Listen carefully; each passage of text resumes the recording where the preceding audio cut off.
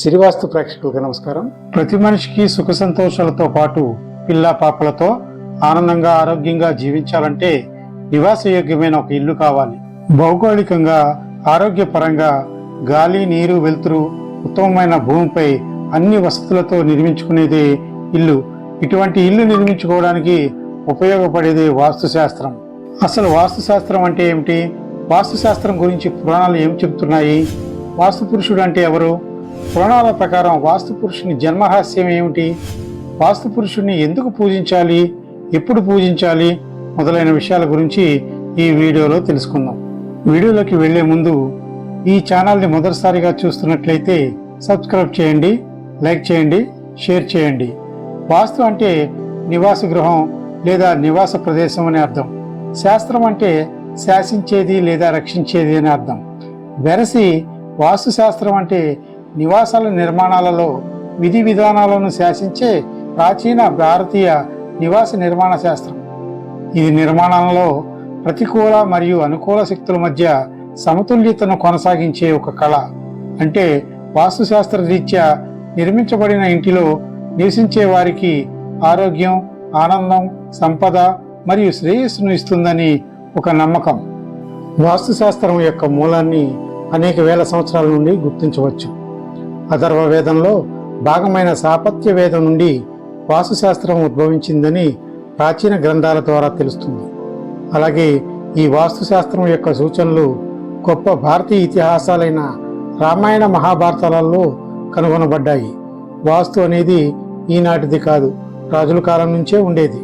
ప్రతిరోజు కొలువులో ఒక జ్యోతిష్యునితో పాటు ఒక వాస్తు సిద్ధాంతి ఉండేవారు. మహారాజు ఏ నిర్మాణం చేయాలన్నా వాస్తు పండితుల సూచనలు, సలహాలు పాటించినట్లు ఆధారాలు ఉన్నాయి. వాస్తు వేదకాలం నాటిదని చెప్పేందుకు ఆధారంగా తాళపత్ర గ్రంథాలు సాక్ష్యాలను ఇస్తున్నాయి. క్రైస్తవ, ముస్లిం గ్రంథాలలో కూడా ఇల్లు, దాని బాగోగులను గురించిన సమాచారం ఉండడం గమనించదగిన విషయం. హిందూ పురాణాల ప్రకారం పూర్వకాలంలో అంధకాసురుడనే రాక్షసుడు ముల్లోక వాసులను ముప్పతిప్పలు పెట్టుతుండేవాడు. అప్పుడు లోక సంరక్షణార్థం పరమేశ్వరుడు ఆ రాక్షసునితో యుద్ధం చేశాడు. ఆ సమయంలో శివుని లలాట నుండి రాలిన ఒక చెమట బిందువు భూమిపై పడి దాని నుండి భయంకరమైనటువంటి కరాళ వదనంతో ఒక గొప్ప భూతంగా ఉద్భవించి క్రమక్రమంగా భూమి, ఆకాశాలను ఆవరించసాగింది. ఆ మహాభూతాన్ని చూసిన ఇంద్రాది దేవతలు భయభ్రాంతులై బ్రహ్మదేవుని శరణు వేడారు. అష్టదిక్పాలకుల సహాయంతో సర్వలోక పితామహుడైన బ్రహ్మ దేవతలను ఊరడించి ఆ భూతమును అధోముఖంగా భూమి యందు పడవేసే విధానం చెప్పాడు. బ్రహ్మదేవుని ఆనతి ప్రకారం ఆ భూతమును బట్టి అధోముఖంగా క్రిందకు పడవేశారు. ఆ భూతం భూమిపై ఈశాన్య కోణమున శిరస్సు, నైరుతి కోణమున పాదములు, వాయువ్య, ఆగ్నేయ కోణాలందు బాహులు ఉండునట్లు అధోముఖంగా భూమిపై పడింది. అది తిరిగి లేవకుండా దేవతలు దానిపై ఈ విధంగా కూర్చున్నారు. శిరస్సున సిక్కి, ఈశ, దక్షిణ నేత్రమున సర్జన్య, వామనేత్రమున దితి, దక్షిణ సూత్రమున జయంతి, వామసూత్రమున జయంతి, పురస్సున అంటే వక్షమున ఇంద్ర, అపవస్స, అప, సర్ప, దక్షిణ స్థనమున అర్యమ, వామస్థనమున పృథ్వీధర, దక్షిణ భుజమున ఆదిత్య, వామభుజమున సోమ, దక్షిణ బాహున సత్య, భుష, ఆకాశ, అగ్ని, పూష, వామబాహున పాపయక్ష, రోగ, నాగ, ముఖ్య, బల్లాట, దక్షిణ పార్శ్వమున వితది, గృహక్షత, వామ పార్శ్వకామున అసుర, శేష, ఉదరమున వినస్వాన్, మిత్ర, దక్షిణ ఉరువున యమ, వామ ఉరువున వరుణ, గుహ్యమున ఇంద్రజయ, దక్షిణ జంగమున గంధర్వ, వామజంగమున పుష్పదంత, దక్షిణ జానవున భృంగరాజ, వామజానవున సుగ్రీవ, దక్షిణ స్పిచి మృగభు, వామస్పిచి దౌవారిక, పాదములయందు పితృగణము, కేంద్రము అంటే మధ్య భాగము బ్రహ్మ.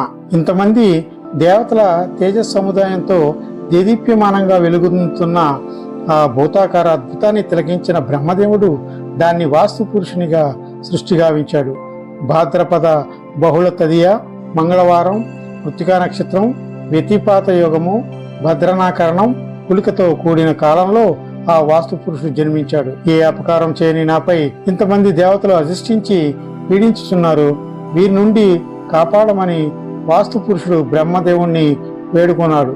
అప్పుడు బ్రహ్మదేవుడు సంతోషించి, ఓ వాస్తు పురుష, గృహములు నిర్మించినప్పుడు గృహప్రవేశ సమయములందు గ్రామ, పట్టణ, కోట, దేవాలయ, జలాశయ, ఉద్యానవన నిర్మాణ సమయములందు ముందుగా నిన్నే పూజిస్తారు.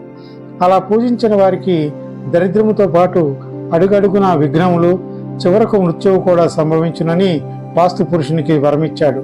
అంతేగాక వాస్తు పురుషునిపై అష్టదిక్కుల్లో ఉన్న దేవతలను తృప్తి పొందు విధంగా ఆయా స్థలాలలో నివసించే దేవతలు వారి వారి విధులు నిర్వహించుట వలన గృహస్థులకు సర్వసుఖములు, సత్ఫలితాలు కలుగునట్లు ఆశీర్వదించాడు.